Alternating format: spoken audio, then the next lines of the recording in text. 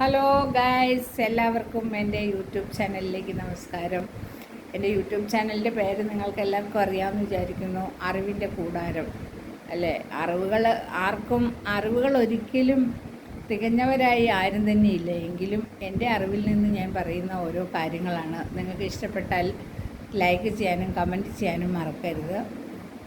Okay guys, ഇന്ന് ഞാൻ പറയാൻ പോകുന്ന കാര്യം എന്ന് പറഞ്ഞാൽ, ഇപ്പം നമ്മളെല്ലാവരും ധാരാളം വെള്ളം കുടിക്കുന്നുണ്ട്. അധികവും തണുത്ത വെള്ളമാണ് നമ്മൾ കുടിക്കുന്നത്.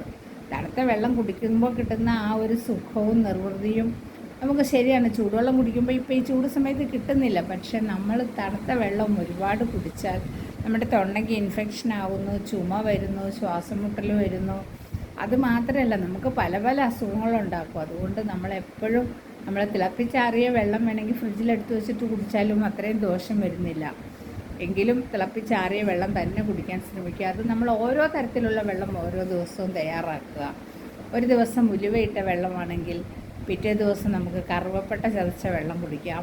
അതുപോലെ തന്നെ മല്ലിയിട്ട വെള്ളം കുടിക്കുന്നത് പണ്ടുകാലം മുതൽ നല്ല ടേസ്റ്റുള്ള വെള്ളമാണ്. എല്ലാ കുട്ടികൾക്കും വരെ ഇഷ്ടപ്പെടും. പിന്നെ ജീരകവെള്ളമാണ് സാധാരണ എല്ലാ വീടുകളിലും തിളപ്പിക്കുക അധികവും. പക്ഷേ ജീരകവെള്ളം ചൂടാണ് ഈ സമയത്ത്. ജീരകത്തിൻ്റെ ചൂട് അത് കുട്ടികൾക്ക് ദോഷകാരിയും കൂടിയാണ്. അപ്പോൾ അതുകൊണ്ട് ചൂടുവെള്ളത്തിൽ ജീരകം വേണ്ട. മല്ലി തണുപ്പാണ്, ഉലുവയും തണുപ്പാണ്, കുഴപ്പമില്ല.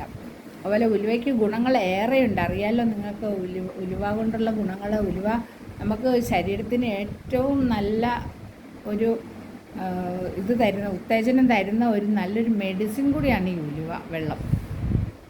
പിന്നെ അതുകൂടാതെ നമുക്ക് സർവ്വസുഗന്ധി എന്ന് പറഞ്ഞിട്ടൊരു ഇലയുണ്ട്. അതിൻ്റെ ഇലയിട്ട് വെള്ളം കുടിക്കുന്നത് മൂത്രതടസ്സത്തിനും മൂത്രം കടച്ചിൽ അങ്ങനെയുള്ള എല്ലാ അസുഖത്തിനും നല്ലതാണ്. ധാരാളം മൂത്രം പോവുകയും ചെയ്യും. അതും വളരെ നല്ലതാണ്.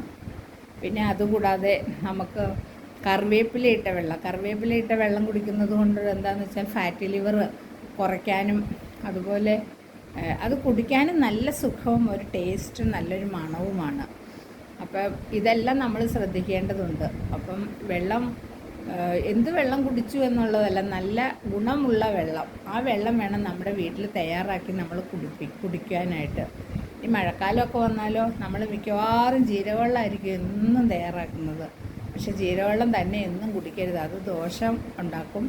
ഇതുപോലെ ഓരോരോ ഇലകളിട്ടുള്ള വെള്ളം വേണം നമ്മൾ തിളപ്പിച്ചാറി കുടിക്കാനായിട്ട്. ഓക്കെ ഗൈസ്, ഞാൻ പറയുന്ന കാര്യങ്ങൾ ഇഷ്ടമായെങ്കിൽ ലൈക്ക് ചെയ്യാനും കമൻറ്റ് ചെയ്യാനും മറക്കരുത്. ഓക്കെ, നാളെ കാണാം.